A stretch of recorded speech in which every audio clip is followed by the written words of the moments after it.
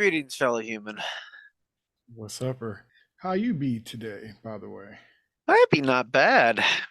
Good, good, good, Had good. the day off. It was a wellness day. Get one of those company wide a month. Is it a coincidence that it coincides with Good Friday? Hmm, maybe they might have picked that. If they can line it up with an existing holiday, hey. But it's always like on a Friday. So we took the Munchkin down to Jumpity Bumpity, but they got slides and Okay. a ball pit and all that sort of stuff. So tuckered the kid out so he could hand him off to my parents so we could go and watch the Dungeons and Dragons movie. That's funny. I've been to many of those jumpy things. They had one that was in Cordelia, one in Fairfield, one in Concord. They used to have Jump Highway, all those things. So those are good alternatives to run your kid, Oh you yeah, know, run 'em to burn that sleep. energy out of him. Yeah.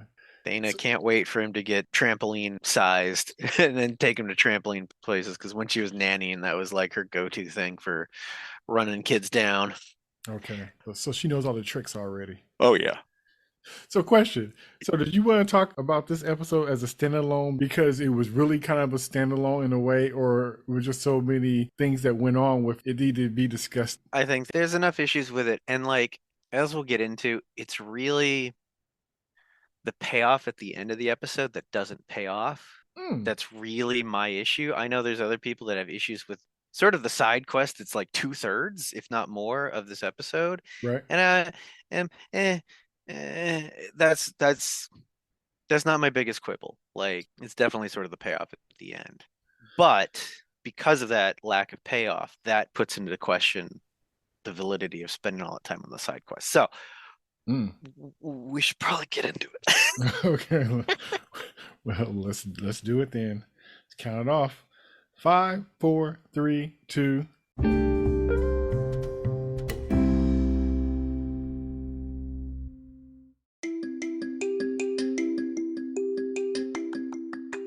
All right, we're back again for another one, and tonight I have with me. An old man, an old man, ready to talk about nerdy Star Wars shit. Okay, Also here known as Ryan. Yes, hi. Jedi extraordinaire, disgruntled customer, Uh, possibly. I was like thinking of like I was underwhelmed. I wasn't overwhelmed. No one's ever whelmed. Like, Why isn't anyone ever just whelmed? I have more issues with this episode than I did the issues with the first episode. Very interesting. Okay, let me say this: Episode 6 of Season 3, Mhm. Chapter 22, Guns for Hire.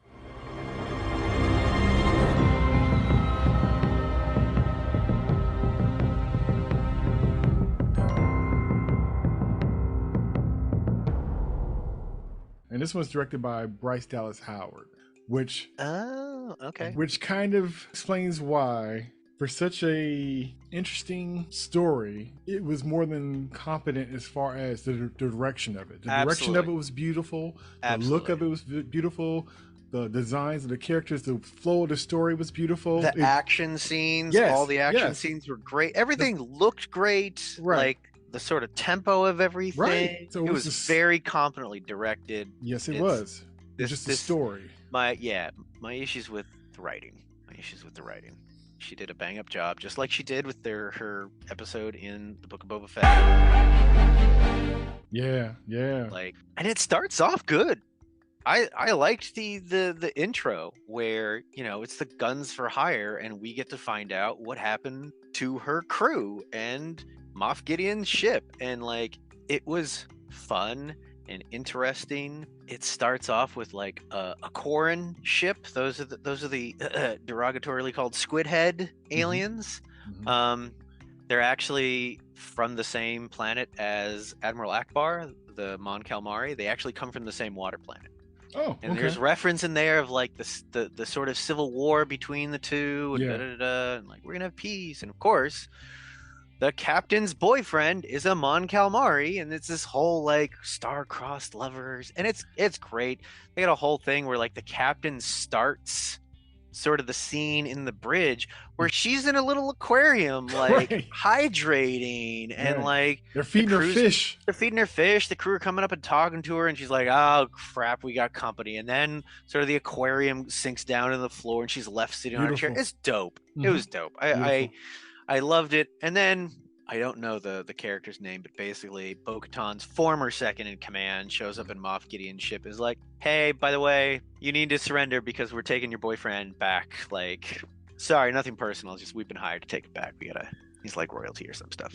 Right. And they're like, Right. we don't have him. He's like, yeah, stop lying. We're coming in. Like, we're gonna take your boyfriend, and you get to decide: are we walking in or are we shooting our way in? Because honestly, don't care. And I was like, Right. oh, okay, direct. Right. And I loved how the thing came up with, why would I do that? We don't want war. We're trying to get along with the people. And he's like, oh, I know you did it for love. Yeah, he just cuts But, right through. but Like, it's oh not, no, yeah, yeah, I know you did it for love, but it's not, Yeah. it's not my problem. Yeah. I have to retrieve him, and whatever happens after that point, that's on you. And so I thought that was very interesting. I also like the detail of when the ship came up to them, they were trying to figure out what was going on with it. First they was trying to start off with a bribe and, trying to sweet talk them and all this other kind of stuff. And they're like, we can't Oh, be the bribed. glorious empire. Exactly. Try It's to like, flatter them. So I thought that was really cool. And I also liked how they kind of discussed between themselves, like, can we take this ship? And they're like, no. Before anything, can we take him? We can't take him. Oh hell! How are you today? Hi. Yes, I like that part. This episode, to give it credit, like, it does a lot of world building. Like, Yes, it does. really does a lot of interesting world building. I think some people still have some of the issue with the droid stuff, which we can get to. But like on that level, like, yeah, it added a lot of stuff. Like, it showed sort of other aspects of what's going on. We're again getting more information about the New Republic and stuff like that. But Right. yeah, so her old crew is just straight up mercenaries now. And then I think what it cuts from them to Bo-Katan and Din Yeah. coming down to a planet, right? Yeah, it's like they tracked the Mandalorians down. And this I is think the planet that they're now working for, I guess, or something. Right, where they're basically gun for hire. Because as we find out, they're not allowed to have a standing military. So Yes. they can have mercenaries? Right. Right. I guess when you don't have certain things, you make good with what you have. But it's just the politics of all of this stuff, though. It's a lot of politicking, and it's interesting to see how folks are.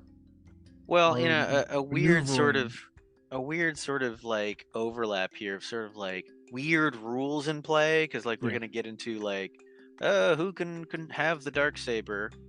Mhm. It is also like, oh well, we can't have a military, so we're just gonna pay mercenaries as a loophole, but then they can't come in the city. So now that you two showed up, we're gonna have you come into the city and solve our droid problem, and you don't really have a choice. It was very odd, because when they land, it's like, oh, okay, weird, Imperial droids. Okay, we get in their hyperloop. I think they Right. straight up called it a hyperloop, and it's like, Right. yeah, no, you can't go and talk to your friends. You've been requested to come to and talk to the princess and the Yeah. leadership, and it's like, Yeah. okay. Yeah, they Great. basically snatched them from the parking lot. But it was Yeah. funny to me the way they, when they got to the planet and the music started kicking in. I'm like, it's Also like they took control of their ship. exactly. It looked like they had got hijacked by Disneyland or Epcot Center or something. It looked Well, very For a minute, I was like, it's a domed city. I'm like, is this another Mandalorian city? Right. No, it's not. It's a totally different thing. I'm like, okay. yeah. And even when they sat down, my brain was like, why does Bo-Katan have her jetpack and Din doesn't? Mm. And I don't know if there was a solid reason for that. Like, the only thing is, like, at a certain point in a chase that they have later, she has her jetpack and she uses it to like leapfrog and try and catch the target. That's it. I don't know why they took his off. I don't know. Hmm. It's a small weird thing that I just tracked, and I was wondering why the difference. But yeah, Yeah. Yeah. So. Yeah. So they were. yeah. This next scene is a lot. I was not ready for either of these cameos, or I should say guest starring roles. It wasn't really a cameo. It was bigger than that. Yeah. Yeah. Go ahead. So they get pulled into the leadership, and they step into like a midday lunch or something like that with a long table and a whole bunch of fancy looking aliens and stuff, and down at the end, before we even get like a mid shot, like way off in the distance, I'm like, skadoosh, that is Jack Black. Straight up. Straight up, like I could see the hair, the big beard. I'm like, that is Jack Black. Mm-hmm. And damn near looking straight into the camera. this You know, long they're at the lunch table. Yeah, they're at the end of the table, kind of looking towards the camera. So it's almost like, you know how Jack Black is looking. So right, and then we find out the princess seated next to him with a giant flower hologram following her around the whole time. Check my nails. Baby, how you feeling? Is Lizzo. Right. And I want to be clear. I don't have any problem with the casting on this. Like, I don't care. There are a lot of people that are hot and pissed off that Lizzo, she can't act. And it's like, dude, whatever. Like, I'll blame the writer and the director first. Like, yeah, I would have blamed her if it wasn't for another cameo that comes up later. But even Jack Black seemed like he was off his game. I think they were just having fun. And please don't have fun during my show.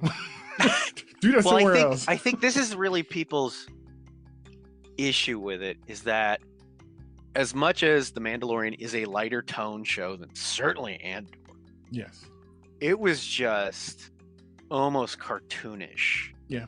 In tone of just like did we switch tone to like this is straight up 100% like a kids show, because the way that they were talking and they were emoting was so da da da da and da da da da and do do do, and it's like, is this, I forgot, I was gonna go back and like rewatch the scene, because I was like, how much of this is like they're putting on an affectation in front of sort of their friends or these other people in the place, and that's just sort of their style, because there is a scene where they take them aside and they're like, no, we have a real problem. And I kind of vaguely recall that the tone changed a little bit, but not a lot.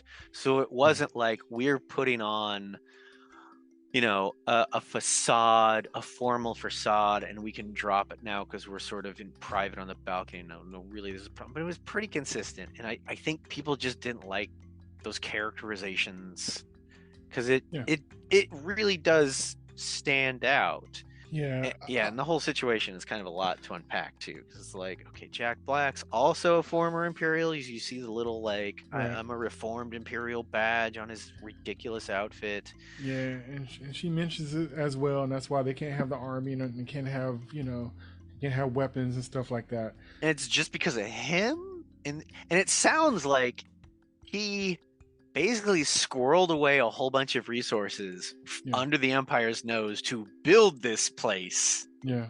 And the Republic basically let him keep it. And the only reason the army's an issue is because he got elected as like co-leader with Lizzo, who's a princess. Yeah. And it's like, well, that is...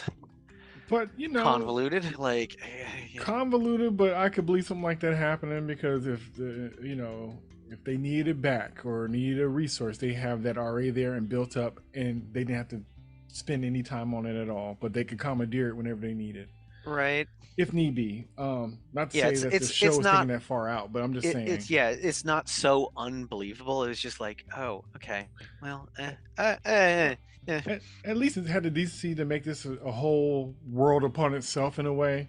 Yes. So they're not coming across anything else that we're dealing with and being like this. So at least they're in their own environment. And it definitely felt distinct too. And like the issue that they're dealing with was interesting. It was like, is this a commentary on like the direction the Republic's going, and this is maybe one of the issues or weaknesses that they have, that they're over relying on droids, right? Basically everyone that lives there doesn't have to work, right? They have whatever they need, great, nice little utopia, but the underbelly of that is like it's all built on droid labor. Yeah, I liked how that was brought up, but then I felt that that would have been a stronger through line than what they kind of mixed that into. When they get to Went the droid down. bar. Yeah. All right. So the issue that they were having basically was the fact that they had malfunctioning droids. To me, Aggressively malfunctioning. yes, and to me, it kind of reminded me of iRobot. Detective, what are you doing? Well, you said they've all been programmed with the 3 laws, so that means we have 1,000 robots that will not try to protect themselves if it violates a direct order from a human. And I'm betting one who will. Detective, put your gun down. These things are just lights and clockwork. Are you crazy? Maybe I am. You know, when Will Smith had to, you know, there's a problem with the droids hurting humans, which is really not in their, you know, prime directives, and you know he's going around trying to figure out what's causing this problem, and so they're trying to go and find, and they even have like even a well, first they go visit the chief of security. Great Scott! Christopher fucking Lloyd. I love Christopher Lloyd. I did not care for his acting as this character in this show. To me, Honestly, it was almost confirmation that it was the director and writer. Now, if it was just Lizzo, then I would have been like, oh, weakest link, this is the problem. But when veteran actor Roads? Where we're going, we don't need roads. Christopher Lloyd, and I'm getting the same vibes from him that I kind of got from her and Jack Black, they all were guilty of it. It's like all the day players are the ones that are just kind of standing out too much, and they are not the ones that are, you know, weird looking faces, or, you know, as often as their characters were, they stood out way too much when you had all this other great things with these droids, the designs and the animation and how clean they looked, and these different species that's sitting at the table and they're intermingling with, you know, they are standing out, but for the wrong reasons. And they seem more, like you say, like characters than the actual, you know, characters. Yeah, and you know, Lloyd's performance for me didn't break down until his last scene, and I was like, wait, what? Yeah. Like it seemed again a weird switch, and I don't know. Well, we'll get to Lloyd's last scene, but Yeah. I can understand being disappointed with sort of, again, our guest stars, how they were used, how their characters were presented, because it's Yeah. And I don't know what's up with the cameos lately, because we just got done dealing with a cameo in a way. And like I said, the way our last cameo was, you know, like I said, even though he stood out, he didn't stand out. right. Yeah. And so I mean, his in character name did, Colonel Turtle. right. So he was recognizable, but he didn't, you know. And in this one, it seemed like all the folks who were there, like I said, it's almost like they, you know, they walked in and kind of did their own thing. And maybe it was pressed for time. Maybe like, hey, we got to get this in one day kind of thing. Let's shoot your part, get this done with. I don't know what it was, but it just felt like it was like a trial run or something. Like, you know, like I said, even Christopher Lloyd, they kind of tripped me out, and they had to deal with him kind of a lot, you know, initially asking, trying to figure out what's going on. He kind of give them slight information. They go further along to try to figure out what's going on, and they're going to Gives them a breadcrumb that they start following. And so they follow it and meet up with the droids, trying to get more information. Now, the interesting thing is, once they start, we get to see this sort of dynamic between Din and Bo-Katan of sort of their approach, and I think mostly it's Din's not necessarily impatience, but he just does not like droids.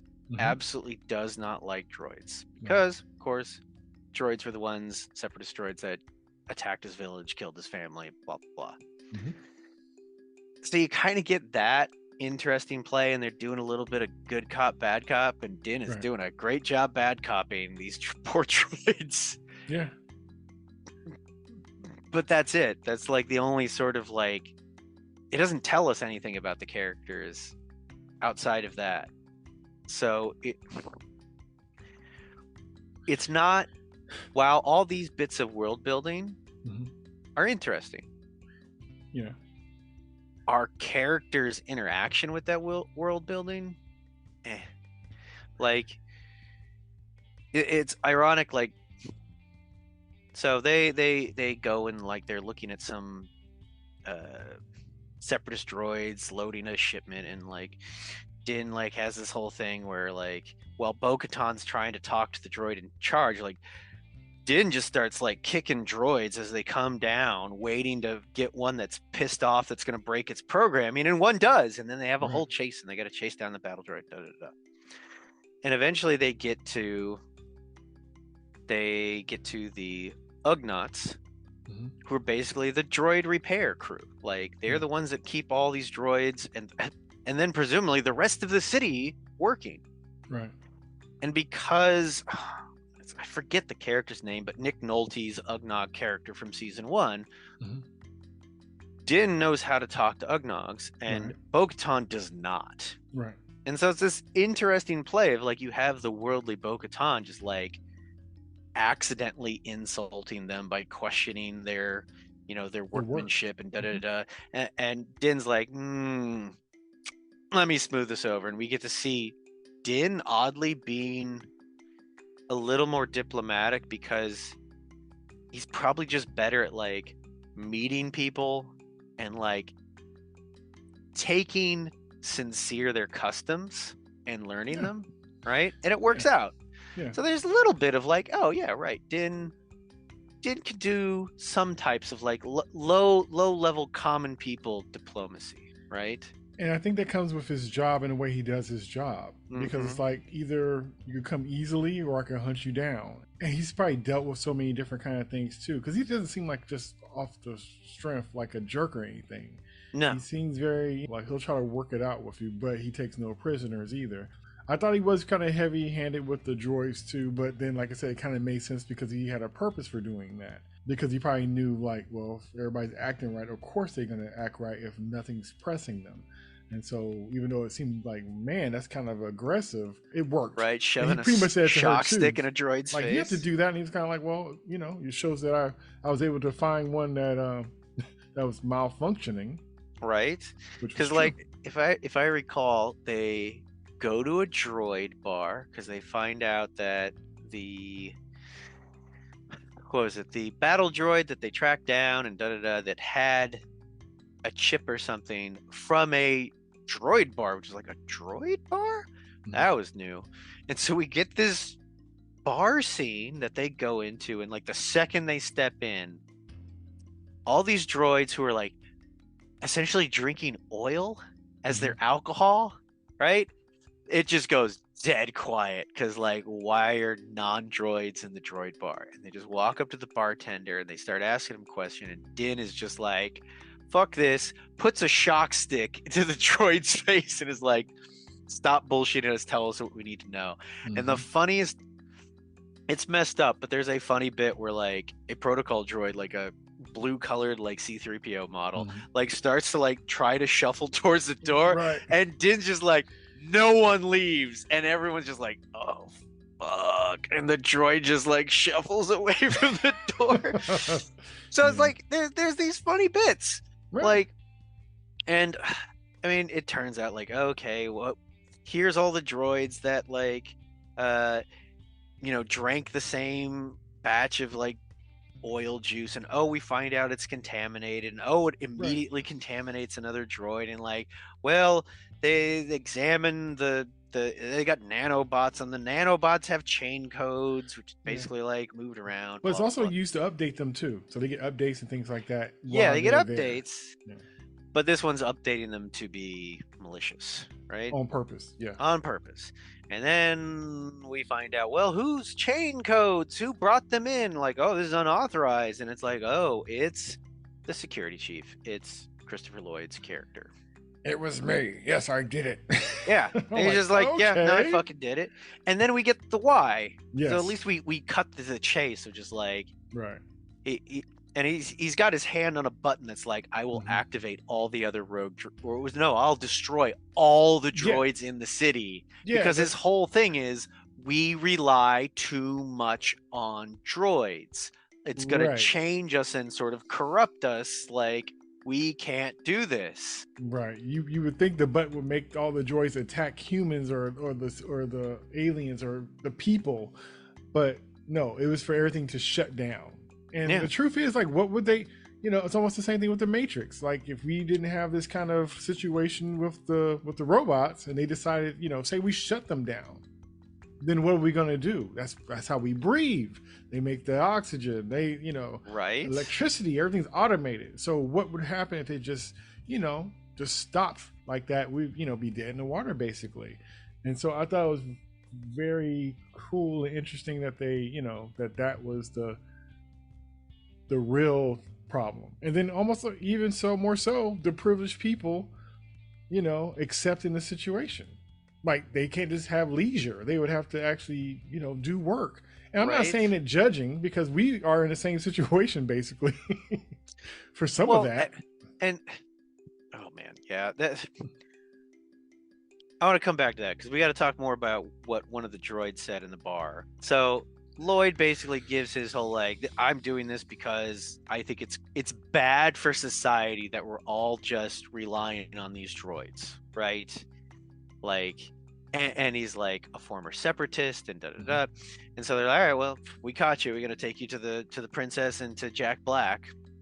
And this is where I had issue with not Lloyd's performance, but just like the character went from like, I am totally convinced that this is the right thing to do. I may not like that it's hurting people, but it's like, this is an issue.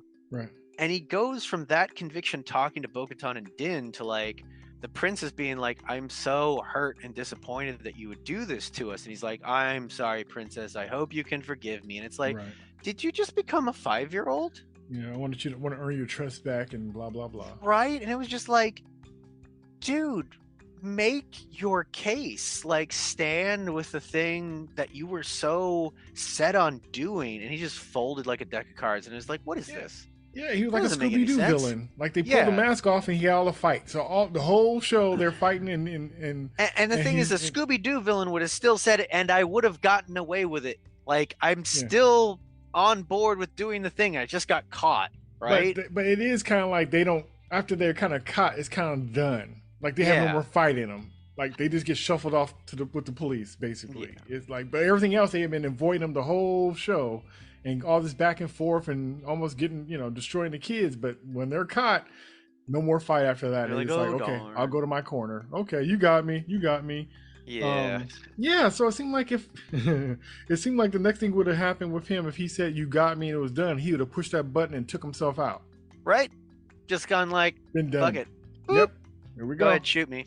Bye-bye. I'm going. I've already done the hard thing. Exactly. Yeah. And then the thing with, like, this is the long going issue with sort of Star Wars and droids, is that they're all kind of treated like slaves. Mm-hmm. Not like, oh, you're people working for us and we're going to pay you, or just like, you're a person, right? And so when they're interrogating that bartender, like, I forget what Din says, but it's something like, why do you care about these freaking people? And like, because they gave us a second chance. Like, it sounds like all the droids were captured separatist droids in some capacity, and they're like we get a chance at a second chance to serve and to help out. And the weird thing is, he also drops a line of like, I forget the exact phrasing, but it's basically like, we get to see so many human lifetimes. Right. And it's like, yeah, we outlive you motherfuckers. Right. And it's not spiteful. It's like almost a sad thing. It's the truth. You guys are a drop in a bucket, so it's the least that we could do for you, basically. Right? It's like, you made us, and like, we live longer than almost all of you. Like, so it was very interesting, but it was also very weird of just like, we thank the people that made us as slave labor and are giving us an opportunity to keep working as slaves. And I was like, And they don't speak for everybody. Right. The views of the droids is not the views of African Americans. It's not interchangeable like that. So the views of the droids are not. It's not the same for descendants of slavery. Yeah. So it's just kind of like, why they? Like I said, it's interesting. Yeah. Well, and you know, another interesting thing that I liked that they did is, you know, and I've been watching more of the Bad Batch. I know sad things are coming at the end of season 2, but um, you get to see former clone troopers interacting with separatist citizens, Mhm. right? And they're like, dude, we were fighting for like independence and freedom, da da da da, like all these other things. It wasn't, we're not the bad guys you think we are. Mhm. Like, it's complicated. Like, Dooku was an asshole. He stripped our whole planet of resources. Like, and then it was like, fuck that guy. And so for the security chief, Christopher Lloyd's character, he's like, I was a separatist. This is about fighting for freedom, right? And this is a weird cage. I don't know if that was exact phrasing, but just like getting like, oh, right. There was the separatist versus the Republic War. Then there was the Galactic Civil War with the, like, there's history there as opposed to just like, oh, well, we're just going to move on to the next thing. So I like that little bit of like, oh, we're dealing with the remnants of the Empire, but there's also remnants of the separatists as well here and there. So Right. yeah. And then they're like, yeah, thank you. And Grogu gets to hang out with the princess. And they're like, okay, cool. Now you He can go gets talk to your. knighted. He gets knighted, which was like, all right. And then I honestly was like, okay, sure. yeah. And then Bo-Katan, she got the key to the city.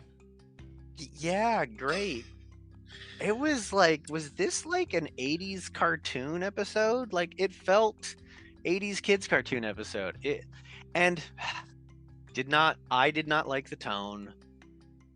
But aside from just the tone with those characters, primarily Jack Black and Lizzo's character, all the rest of the side quest, there could have been more.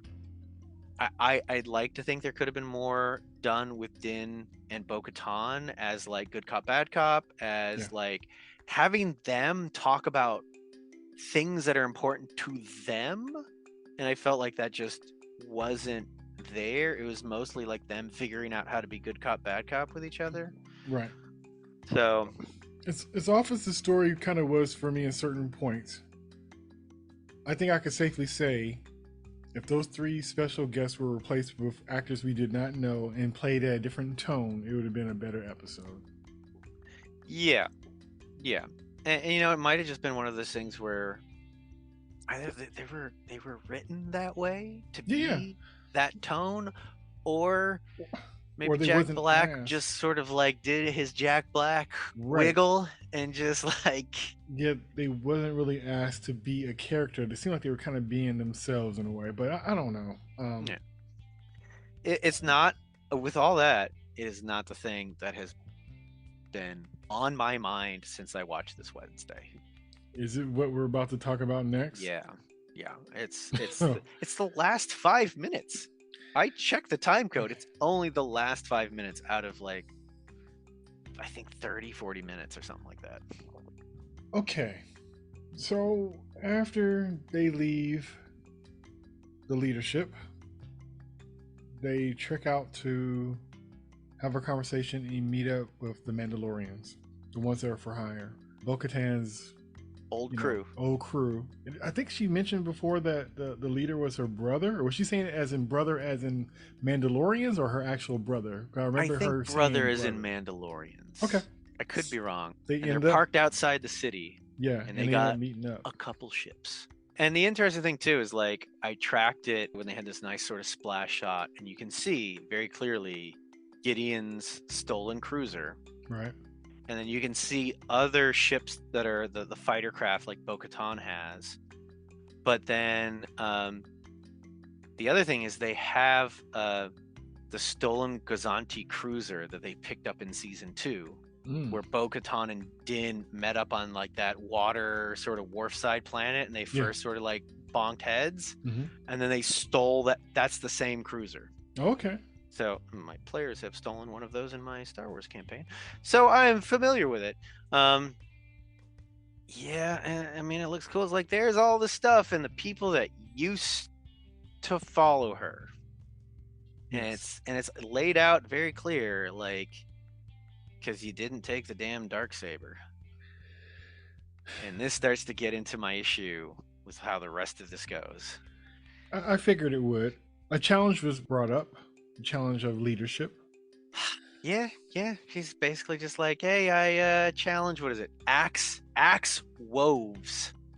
Need to throw in an L there, and then it's Axe Wolves. Dope ass name otherwise. Yeah. And he's the leader, and we got like, how was it? She doesn't have any lines this time. Saka Reeves. And she's like the other one with the hair braids. Like Yeah. She's a WWE Yeah, she a wrestler and wrestler or stuff. something like that. Yeah. Too bad she didn't get anything. She'll probably have more episodes, whatever. But it's pretty much between Bo-Katan and Axe. And it's pretty much just like, you weren't willing to take the Darksaber. And it's... Right, because I thought it was interesting because he was like, you should be him you're challenging. You shouldn't be challenging me. You should be challenging him. Yes. Because he has the Darksaber. He has the Darksaber. Because it's like, the whole thing is like, if you're not willing to step up... Right. then why should we follow you? Which is like, as that's presented, it's like, yeah. So then she's like, well, fuck it, I'm taking back the crew. You're all gonna work for me now. And he's like, yeah, that sounds like a challenge. He's like, yep, I'm challenging you. Challenge you for leadership. And then they have an otherwise kick-ass fight. I like the fight. It was good. Fight. It was a good It's fight. good.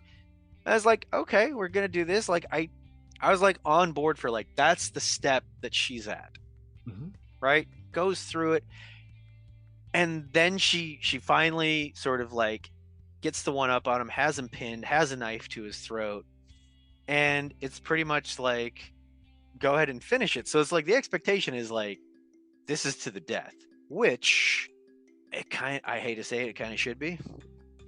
Okay. If you're in a sort of society that like goes by whoever is the strongest and whoever wins is in charge, you don't beat someone and leave them alive because they come back and stab you in the back later, right? You have to remove the challenges to your leadership. Doesn't matter if you're the one that got challenged, you're the one doing the challenging, you kill the other person so they can't come back and challenge you again. But she kind of does the Paul Atreides thing. It's like, I don't want to kill. I don't want to. God, I was trying to like look the exact words, but it's like she doesn't want to kill any of the Mandalorians, right? Right. And I'm like, okay, I can buy that with Bo-Katan's background of like being part of the fucking Civil War and fighting and killing other Mandalorians. I can see how that's a big thing of like and to her speech right after that, because it leads into her speech of like, Mandalorians are stronger together, right? It's like, we shouldn't be fighting each other. I'm not gonna kill him. Like, that's not her way. She doesn't put it in that words, and she does a pretty decent, this is how I'm gonna lead speech, right? It's okay, it works. And then we get into the problem where Axe gets up and he's basically like, but he has the fucking Darksaber, right? Which is the core issue now. And Din's just like, well, we can solve that. And he's like, I can just give it to you. And she's like, no, you can't. And he's like, oh yeah? And he walks over to them and is like, hey, so we were on Mandalore. I got my ass handed to me. This guy beat me. She beat him. That means she beat the person that beat me. So that would mean she's earned the Darksaber, right? Yeah. And he's just kind of like technicality. Right, on a technicality, a weird technicality. And it's sort of like, this gives you the excuse, right? He's looking to her people, not to her. He's looking to her people of like, that would mean I could just hand this to her and it would be legit because she beat the guy that beat me, right? Right, it's like, that's like the letter of the law and not the spirit of the law. And I would imagine this is all about the spirit of the law. And this, because I kind of asked this earlier on about, can he just give it to her? And you're like, no, she gotta. The thing is, the sad thing is like, so he passes it to her, and everyone seems cool with it, and it has this otherwise great like hero low shot with a camera coming up towards her on the Mhm. ground, and she like holds the dark saber out to her side, and she looks up and she ignites it, and the music's swelling, and Right. everything tells us like fuck yeah, and it's like no, you just letter to the laud it instead of spear to the laud it.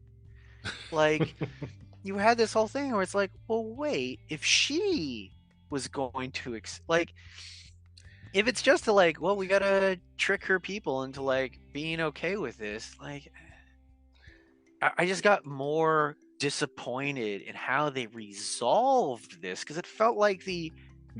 well, Din's not gonna be the Mandalorian, the Mandalore with the dark saber. It should be Bo-Katan, right? Right. She is really the protagonist of most of like I could say this whole season. Yeah. And it just made the whole thing feel cheap. It made it feel really cheap and unearned. And it's like, if he could have just done this, why didn't he do it sooner? Just give it to her. Why didn't she ask for it and be like, hey, I saved your ass. You got punked. I used the dark saber. I'm really good at it. Here, watch. Whoop, whoop, whoop, whoop, whoop, whoop. I look like a goddamn Jedi with this thing. You look like a chump. Like why? Okay, so as we both know, this happened before with her, getting back into the clan because she was also in the water and she did not remove her helmet. Mhm. So when it was used then, it was fine. But to go back and do a similar thing again, So it's all these technicalities. Like I said, it's reluctant, but it's still these technicalities of. And the thing They're is like merely that's suing it a different way, but that's it's even back in the Mines of Mandalore, that's the second time she's had the dark saber, because going back to Clone Wars and I think Rebels, Sabine, who won it in combat, gave it to Bo-Katan, right? Where she's like, I think you should be the one to have this because you are an actual leader, right? She gave it to Bo-Katan, and Bo-Katan like took it, thank you, held it up above her head, ignited it, and a whole bunch of Mandalorians bowed down to her, right? And then they went on to do things, and it turned out horrible, right? She lost the darksaber. Gideon somehow ends up with it. Da da da da da. So is that why she's reluctant to just take it and be like, I have to earn it, otherwise it's going to be problems? I think so. Okay. And I think there's two parts to that. I think there's one of like, yeah, I took it in the letter of the law once before, but also I think the way and doing things following the way means a bit more to her now after going through the Mines of Mandalore, right? But then she's just like, oh, sure, letter of the law, okay, I'll take it. And I'm like, ah. Now, if this is one of the things, if like later this turns out to be the flaw that breaks her again, where she did the letter of the law, even though we're not talking about an actual law here, it's like a cultural law, so whatever. But if they're gonna come back and like, you didn't really earn the darksaber, and that's why she fails, or that's why whatever, I'm just feeling, yeah, that also feels weak. But like what I wanted and what I've been thinking about is like, you want to give Bo-Katan the darksaber, and I mean you want Bo-Katan to earn the darksaber. So kind of means she's got to fight Din for it. Now, without trying to rewrite the whole episode, I think what could have been done is, I mean, assuming it's a long runtime, you trim a little bit here, trim a little bit, you give them, Bo-Katan and Din Djarin, more time from when they come into the episode to them arriving at the Mandalorians to talk about the darksaber and to talk about why Bo-Katan won't take it, why she won't just allow Din to give it to her, because like you have to set up this whole thing at the end, right? Why she won't just let him give her the Darksaber, right? And it needs to become a character choice, right? Because like there's interesting things with Bo-Katan's background, and even with what she says when she beats Axe Woves, right? Like, I'm not gonna kill any more Mandalorians, right? Like that's great. That seems like it's based in her background of participating in the start of a civil war and fighting other Mandalorians, right? And if you make part of the shit Bo-Katan's working through is that she feels like because of her actions, she weakened Mandalore. And that helped lead to the fall of, you know, to Moff Gideon, right? She sort of cheated her way to the Darksaber, probably didn't think of it in her head, right? And that might be part of why they fell. And so it's like, I want to do things the right way, the letter of the law way. I'm sorry, the spirit of the law. So I'm not gonna let you give that to me, right? And as I lead and with whatever I'm gonna do, it's not gonna be killing other Mandalorians again. Be no more Mandalorian blood on my hands, right? So like when she says the equivalent of that line when she beats Axe Woves, and she's like, yield, and he's like, you're supposed to kill me, and she's like, I'm not killing any Mandalorians. I'm like, that's a thing that I like. If before they get to her Mandalorians, her and Din are just like straight up discussing like, what's it gonna take to get your people back? And it's like, well, I'm gonna have to challenge them, and it's to the death, and I don't want to kill my own people, right? I don't want to kill any Mandalorians, right? And if she can lay out to Din, it's like, I have made all these mistakes, right? I let ambition and everything else and thinking I'm absolutely the right person to be in charge lead to stupid fucking bloodshed, right? Have it be based in, I fucked up, I've learned lessons, and maybe I shouldn't even be in charge. I'm just going to get all these other Mandalorians together. They're not necessarily going to follow me. I'm just bringing them all together, right? This is my atonement, is I bring people back to Mandalore. Maybe I shouldn't be the leader because I made mistakes. I'm never going to make those mistakes again. And so for Din, this becomes like, well, that sounds like the person I want to follow. Right? The person that is going to bring Mandalorians together, not pit them against each other, not sacrifice Mandalorians. Like, you'll lead the charge. I've seen you lead the charge, right? But she won't let him give her the Darksaber, right? It's like, if I'm going to earn that, I have to earn it the right way. But I don't want to kill you. Like, I don't want to get in a duel and have to kill you.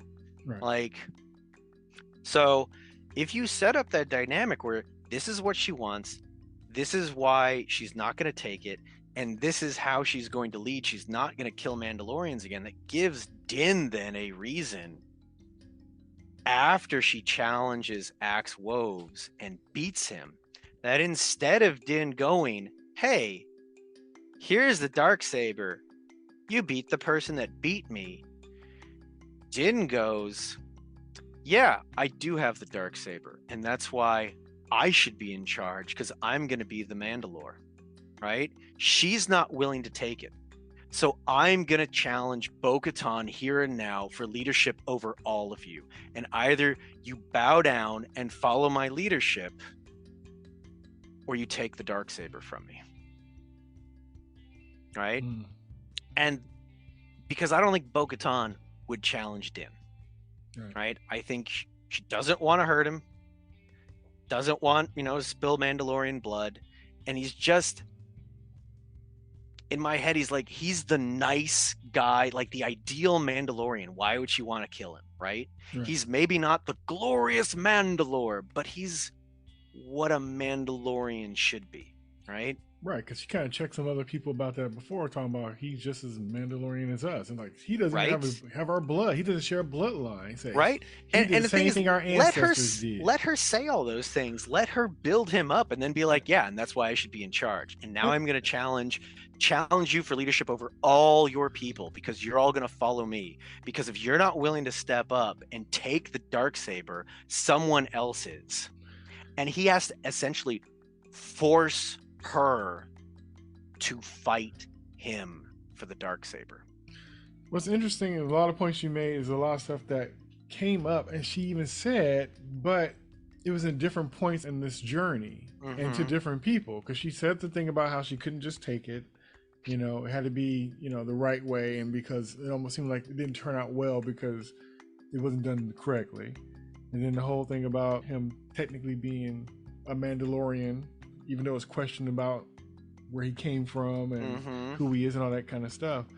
And then also her thing about not wanting to shed the blood of Mandalorians because so many has been lost already. Right. It just was all just kind of spread out. And so it wasn't, so the things were said, they just wasn't said at this key point. Now here's the thing. Here's the last part of this. So he challenges her. Yeah. She accepts it because, not because she's like, ooh, I can earn it now, but because it's like, you shouldn't be in charge. Like, Din, you're not, like, and that needs to be a conversation earlier. Like, that can be a conversation between them of like, he could be like, dude, you absolutely should be in charge. Like, you've done this, like, forget the fact that you were born a princess. You've led. I've seen you lead. You're good at this. And she's like, yeah, but I've made mistakes. Da da da. And it's like, he's like, I can't lead. Like, I will follow 100%. But like, my whole thing is like, I'm dad to baby Grogu here. Right? I don't have the strategic mindset to lead people. Like, and it needs to be a thing where it's just like, she knows she has to fucking step up and he's forcing her to do it. Now, when they fight, Din knows that he has to sell this. Right? Because it can't look like, hey, we're going to fight. Boop. Oh, you got me. Here's the Darksaber. Right? Right. So he has to 100% commit to actually beating Bo-Katan. So we get an actual drawn out fight. Now, maybe that means Bo-Katan's fight with Axe Woves earlier is a lot shorter. Cool. But her and Din's fight needs to be more brutal than her and Axe's fight. You get a whole bunch of stuff where it's block, dodge, dodge. A couple, like, we slam into things, get knocked back, right? I'm sure they got hurt, but we need things where it's like they hurt each other. And she needs to disarm him. And thankfully he's got nice Beskar, so he can take a bunch of hits from the Darksaber, or at least ping, ping, ping. But she needs to actually hurt him, drive him to the ground, and demand that he yield. Right? But he's not going to yield. He can't yield until she doubles down on she's not going to spill Mandalorian blood, and she throws down the Darksaber. He's like, I will not kill you. And then, limping along, he can pick up the Darksaber, offer it up, and says, that's why I yield. And then he can kneel. Right? Because he's showing why he wants her to lead. Because she's not going to turn against other Mandalorians. Right? That's the leader I want to follow. Right? And if you wanted, like I was talking, I don't know, a couple episodes ago, where it's like, well, if Din's ever going to like master the Darksaber, we're going to see this moment where he gets some clarity of focus. And we see in the way he's wielding the Darksaber just changes. It becomes as smooth as Bo-Katan, right? He's not struggling against it anymore. If when he challenges Bo-Katan, he ignites the Darksaber, makes his challenge, and goes from holding it two-handed and struggling to just like like just straight up holds it out one-handed towards her as he like makes the last challenge, because he legit is like, I'm gonna prove why either you or I are gonna be leaders, right? Or earn the Darksaber, whatever it is, because he's committed to dying if necessary. That he's gonna go all the way, and either she's just gonna outright trounce him, or she's gonna get him to the point where like she's gonna force him to yield, and he won't yield, so that she will refuse to kill him, and then he can show why she should be in charge, right? You can have all that, right? That feels earned as fuck. I think they had too many moments together for it to be a situation where he would actually fight her like that. They kind of changed the relationship. If he would have stayed kind of distance but together, kind of like in the beginning, when he went to go visit her in the first place. This is the thing. It's like a really bold thing of Din to do. Yeah. And that feels really out of character, because for the most part, he's mostly reactionary, right? Right. He does things that are deep and solemn that affect him and affect Grogu. But like, that is blatantly like, I am going to put on a show and I might fucking die for it. But to help her get where she needs. You might have a funny scene afterwards where they're both like all patched up because they've beaten the shit out of each other. And it's like, next time you're going to pull some shit like that, Din, let me know ahead of time. Right? Yeah. But it is a little stretch for his character, but it still would have been better than just like, well, here you go. It would have been definitely better. But like I said, they kind of had too much stuff going on between them, and they were kind of using their relationship to grow her. So to use him in that way, when they, which is really the way you're saying is the way they should have used their relationship, but they didn't. It's almost kind of like if he did that same thing with the armorer, that would have made more sense. That would have been like, okay, because they know of each other and they're close, but not close like that, because it's about rules and culture and all this other kind of stuff. So I'll do it for the culture, even though I personally don't feel this way. It would have taken, because the thing is, I felt like this should have been a way bigger moment than it was, but that would have required that then they are like, we have to set up why this is a big moment, right?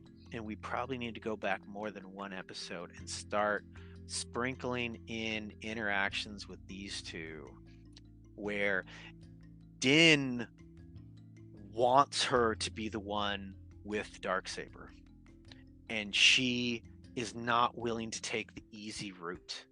She's willing to do what she needs to do even without the Darksaber, if it means doing it the right way, right? Following the creed, this is the way. But they didn't set that up, so... But that's kind of what happened, though. That's kind of what happened. She refused it.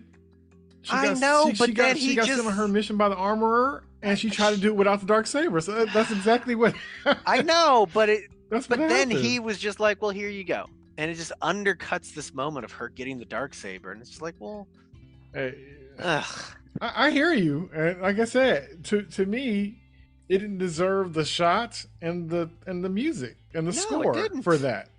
But you know, it's still, regardless, it is the ultimate weapon in the hand of He-Man. Even though Skeletor just gave it to him, it shouldn't have happened like that. But you're still gonna have the theme music when that sword touched hand. Yeah. But yeah. Yeah, and then to jam that into this episode, that was almost kind of like, why even this episode? It's like you didn't really have to dedicate all this other stuff, find out the robot and the knighting and the key to the city, when you could have did some of this work earlier in this episode. And you know, it could have been she found them because she tracked them, and they were there doing some work for hire for the leadership and all that kind of stuff. That's fine. But to have all this, you know, chasing down robots and going to the bar and talking and discussing, that could have been done on a different episode, since this is really more tangled. They got their own mess to be dealing with to get untangled versus some other side quest stuff. Yeah, I just don't know if it was Like they're like, we gotta have, and I don't even think it's like the lighter tone is like the choice that's like, let's do the side quest so we can have this lighter tone or whatever. Right. I just don't know if they felt comfortable delving into sort of like all this internal conflict for Bo-Katan, and then getting Din to be the other person hearing that, so he can be like the one to be like, well, you shouldn't have it, and I'm gonna do the hard way of giving it to you, right? So that we meet the spirit of the law instead of just like the, well, she beat the guy that beat me letter of the law. Yeah. Like if you give me a choice between an episode that sets all that up and pays it off versus the droids, dude, give me the setup and the payoff, because Exactly. yeah. Like I said, when I saw it, I'm like, Darksaber as a technicality. I'm like, Yeah, like, right. Like, why? Like, why? And maybe it's like, okay, well, Din's the leader of the show. We don't want to see him defeated or almost defeated. I don't know.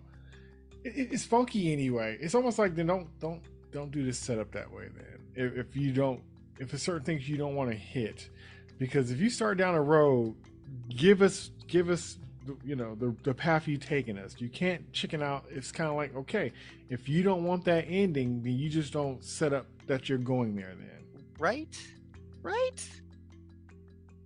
figure out some other kind of way to have some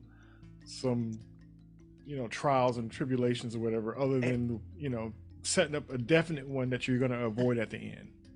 And you know what? Let me see here. Who wrote this episode? Writers: Jon Favreau. Wait, George Lucas is listed? Is that explaining everything? Are you kidding me? Hold on. Let me go back to the previous And that would make episode. sense for a lot of it. Wow. Yeah. Well, no, because the dialogue's not horrid. No, So- it's a story. It's the story. So it's Jon Favreau and George Lucas. So that kind of makes sense. It looks like yes. That smells like George Lucas. Episode 5, episode 6, George Lucas, Jon Favreau. Episode 4, this is The Foundling, with Ahmed Best. Dave Filoni's added to that list. Mhm.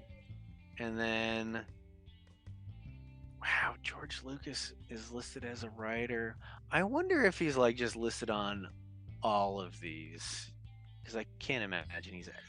The I first think time he's I've just seen listed him, because it's like these are all my writer. This is like in perpetuity. My name needs to be a writing credit. I don't know. I didn't see his name on the other ones. Let's see. Yeah, he's on every single one from this episode. He's even back in season 2.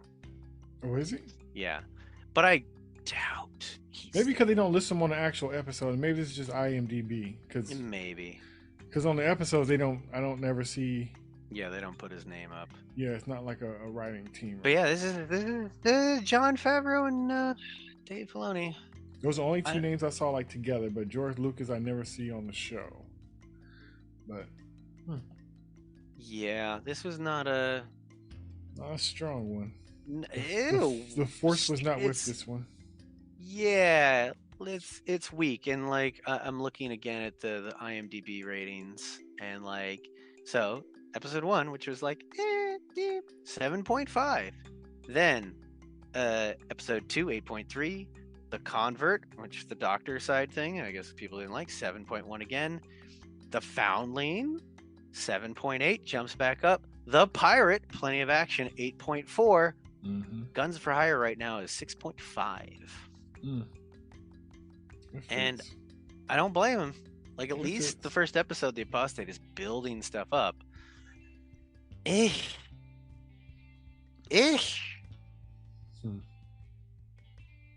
like the Darksaber was like the big thing of like, well, who's gonna end up with it, right? Because it's essentially like the scepter of authority for like the Mandalore, right? He doesn't have the crown, so that's the other thing. There's the Darksaber, and then there's the mask of the Mandalore, and that got lost like centuries ago. Like I think the Jedi had that.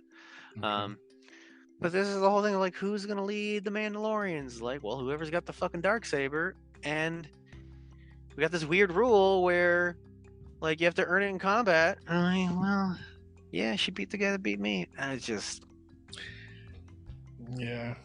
underwhelmed. Why isn't anyone ever just whelmed? Underwhelmed. I wish it was otherwise. I thought, like I said, the story was a mess, but nicely shot.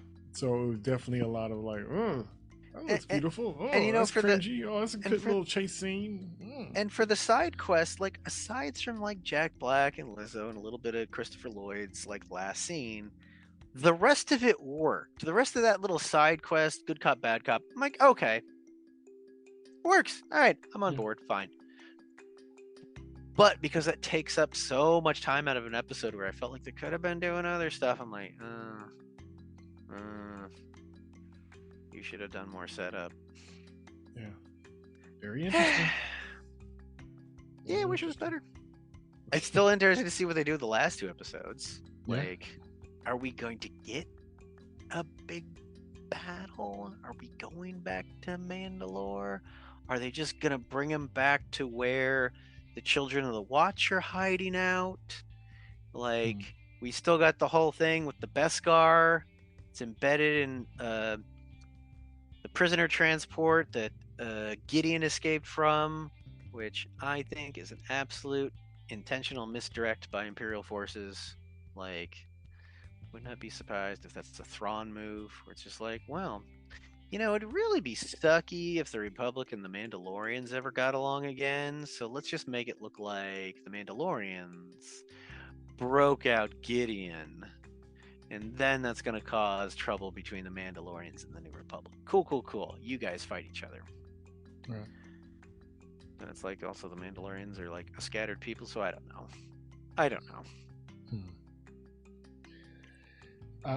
I have no guess. Like I said, I'm sure people will straight up hated this episode. I didn't straight up hate it, but I am thrown off by it for sure. I saw people that were like, yeah, I had fun with the episode. I was like, okay. Yeah. They said, what about it? They enjoyed it. Like, I know okay. a couple people, like, the bar is low, right? And not like, they're not slow, they're not dumb. They're just, they don't need it to be Shakespeare. And it's like, okay, fine enough. They need a little adventure fluff. Cool. Passes the bar, right? But yeah, it's honestly almost as bad as like Book of Boba Fett.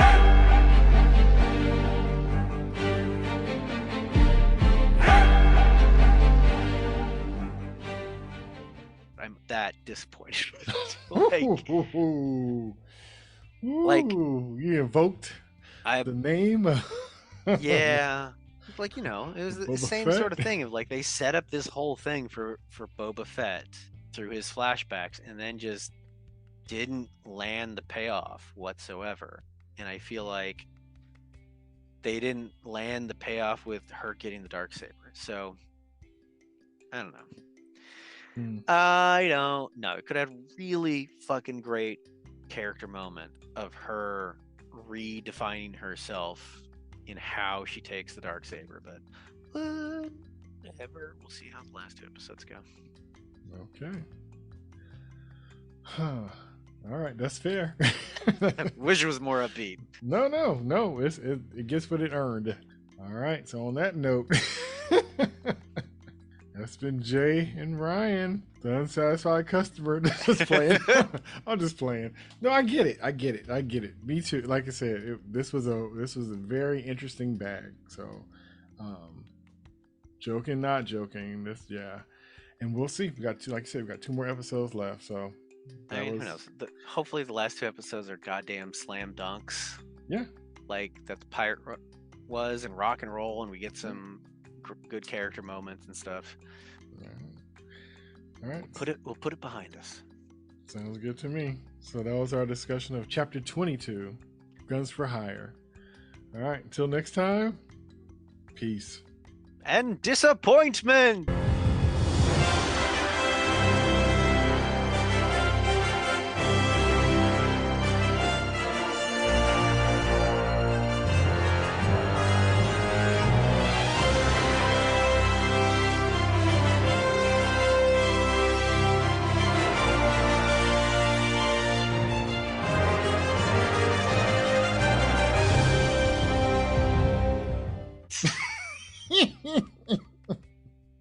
That's good.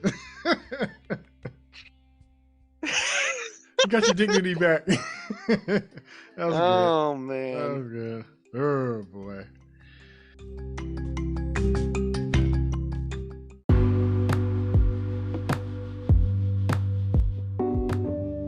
Hey, it's Jay.